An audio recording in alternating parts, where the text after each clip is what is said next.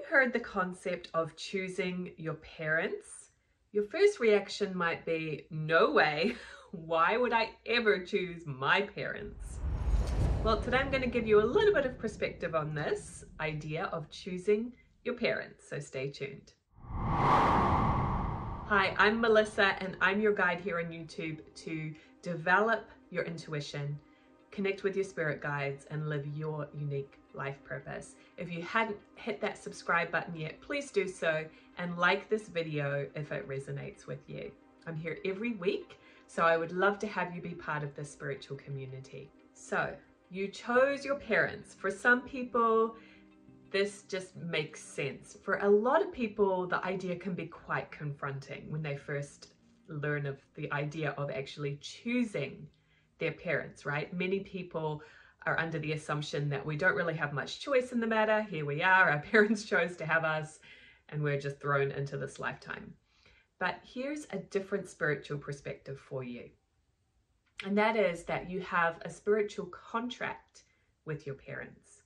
You chose them and they chose you. So as a soul, you are coming to planet Earth to learn and grow and to fulfill a specific purpose while you're here. And part of that learning opportunity is to attract souls, other people who will help you in that journey. A spiritual contract is always something that is mutually beneficial. So in the case of your parents, you learn from them and they learn from you. And as a parent myself now, I can definitely tell you that I am learning from my son just as much as he is learning from me, maybe even more so, right? So before you were born in this lifetime, you set up this contract with the two souls who would help you to form that physical body so you can come here to planet Earth this lifetime. Now, why did you choose those parents?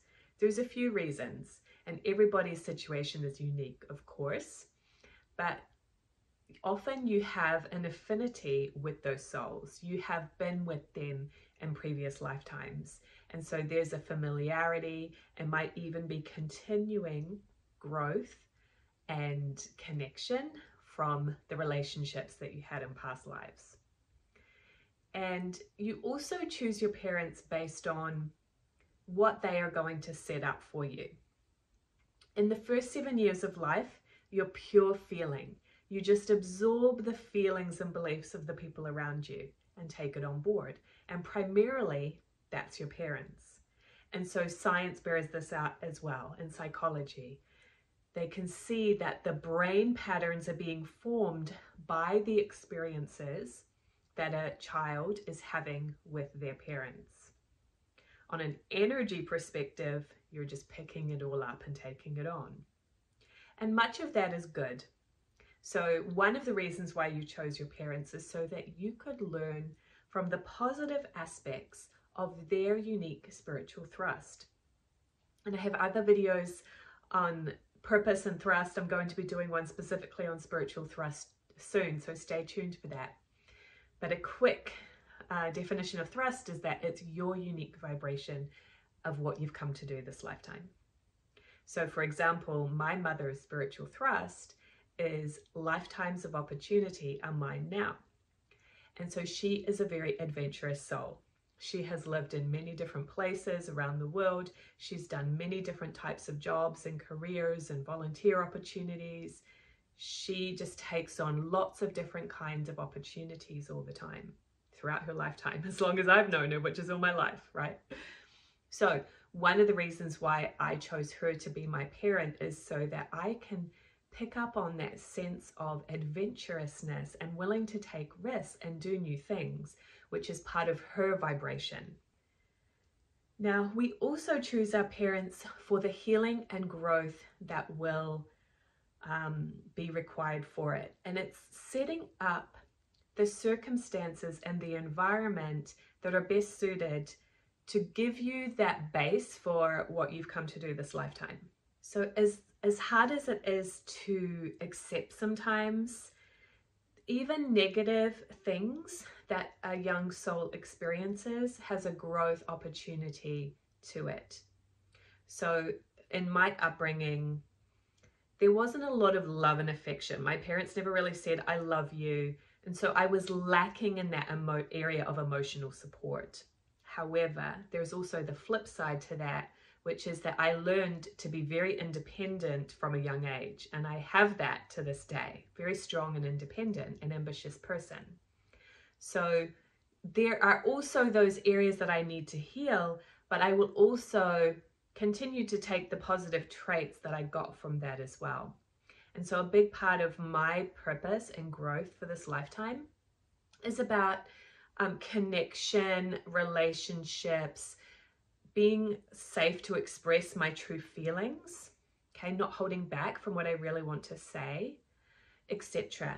So it's a lot about relating with others on a really intimate level. And so I chose parents that actually were a little lacking in that area, so that set me up for this lifetime of growth into that. I hope that makes sense. So hopefully now, by me sharing some examples from my life, you can take a look at, why did you choose your parents? Not that you have to figure it all out, but here's a really good exercise that will give you some clarity. And also, you know, looking at your relationship with your parents is an important part of healing yourself spiritually. So here's what I'd love you to do. When you have some space to yourself, pull out your journal. Hopefully you have a meditation journal. I'll make a video on that one soon too. But I want you to write down 5 positive qualities of your mother and 5 positive qualities of your father, and see how you can relate to those qualities. And by the way, if you had a different kind of an upbringing, maybe you had 2 moms, 2 dads, step parents, non-binary people, like, I want to, you know, be inclusive of all of that too. You know your personal situation. Some of you were adopted. Some of you only really had one parent. Know that all of those different circumstances are valid and part of what you attracted and chose in this lifetime for some kind of a reason, okay? So one thing that I like to do is really look at the positive qualities of my parents that I really actually appreciate that I have that in myself. Because remember, in that first 7 years, you're absorbing it all, the good, the bad, the ugly. But you're absorbing the good too. And I think it's really important to acknowledge the positive sometimes, right? So again, with my mother, it's that adventurousness. One of the qualities I really love about my father was that he was really childlike, and he would get down on the floor and play with us and play games and really be able to be in his childlike imagination. So because I had that energy in my upbringing, I can tap into that when I need it too. I love being around children. Now, I also want you to write 5 qualities of your mother and 5 qualities of your father, or however your parental upbringing was, that are not so positive. Okay? And rather than being angry about that, if you feel angry, it's okay, let that emotion out. But the purpose of this exercise is to really say, okay, how did I grow from that? This is something that I don't like about my parent, but what did I learn from that, and what quality have I now got in place because I had that experience? Yeah? So one of the things I can say for my father's side is that he was not around as much as would be ideal. He was often off working, playing golf, out with friends rather than being with me and my sisters. And so one of the things, because I felt sad about that as a child, it's now really important to me to spend quality time with my child. And I think that's why it's such a high value for me, because I know how much it can affect a person's well-being when they get that really quality time with their parent.